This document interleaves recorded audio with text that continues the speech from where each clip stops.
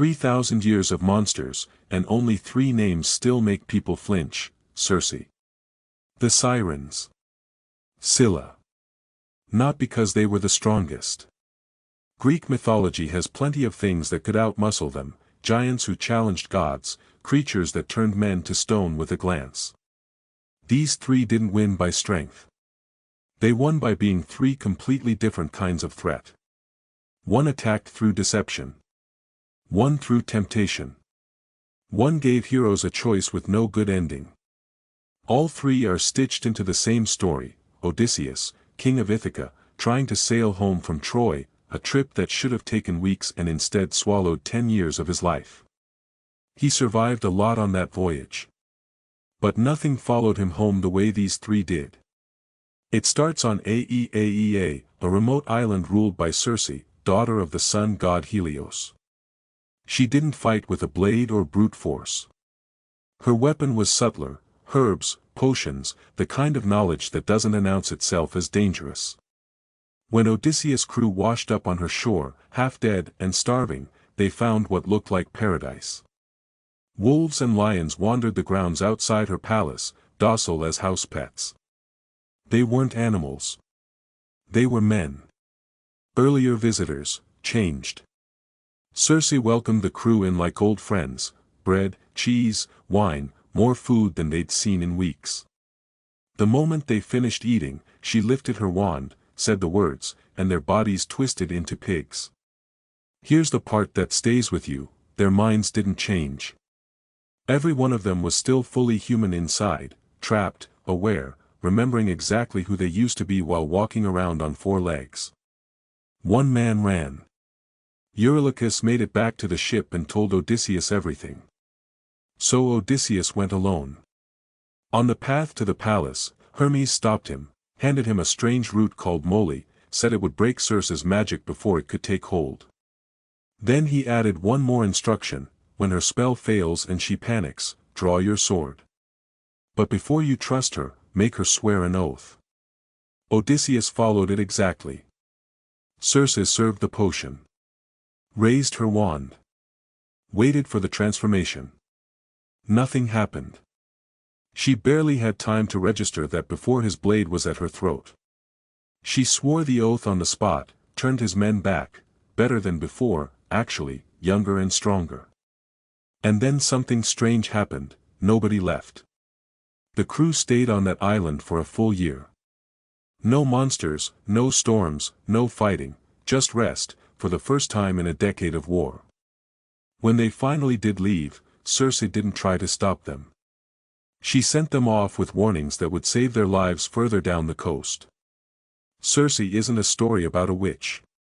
She's a story about how the most dangerous trap doesn't look like a trap at all: it looks like the first safe place you found in years. Following Circe's warning, the ship approached a jagged, bone-littered island, home to the Sirens. Forget what movies show you.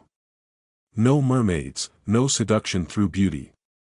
The Greeks pictured something closer to vultures with women's faces, perched on cliffs above the wreckage of every ship that had ever gotten close. And they didn't chase anyone. They didn't have to. They sang. Not a love song. Not a promise of treasure. The Sirens offered something far more dangerous to a man like Odysseus: total knowledge. Every secret of the gods. Every answer to every question he'd ever had about his own war, his own fate. For a man whose pride lived entirely in his intelligence, that wasn't temptation. That was a direct hit. He knew he couldn't outthink this one. So he didn't try. He packed his crew's ears with beeswax so they'd hear nothing, and had them lash him to the mast with his own instructions: whatever I say, whatever I scream, do not until me. Then the ship drifted into range. The song hit him and something in him broke immediately. He thrashed against the ropes. He screamed at his men to cut him loose, that this was an order, that he'd kill them all if they didn't listen. His crew heard none of it, just a man straining against rope, mouth open, no sound reaching them at all. They rowed harder. Eventually the voices thinned into sea mist and were gone. Odysseus became the only man in the old stories to hear the sirens sing and still be alive to tell it. He didn't survive because he was strong enough to resist.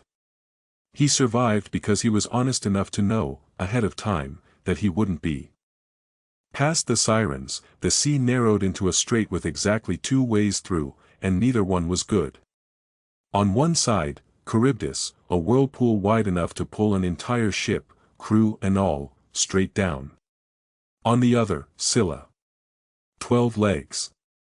6 necks, each one ending in a head with 3 rows of teeth built to shred, not chew. Circe had already told him how this would go. Don't fight Scylla. Don't even slow down. Just sail, and accept that she will take some of your men, because the alternative is losing everyone. So he made the call. Steered them close to Scylla's side, eyes locked on the whirlpool, praying the distance would be enough. It wasn't. Scylla struck from 6 directions at once, no warning, no chance to react. 6 of her men, gone in a single pass, snatched straight off the deck. Odysseus watched them lifted into the air above him, still calling his name, and there was nothing left to do about it. No sword swing that would have helped. No order that would have saved them. He kept rowing, because stopping killed everyone. This is where the phrase comes from, caught between Scylla and Charybdis. It's not really about monsters. It's about the moment every leader eventually faces, 2 outcomes, both bad, and the only real choice is which kind of loss you can survive. 3,000 years is a long time for a story to matter. These 3 still do, because none of them are really about monsters. Circe is what happens when comfort stops feeling like a trap. The sirens are what happens when temptation finds the one thing you actually want.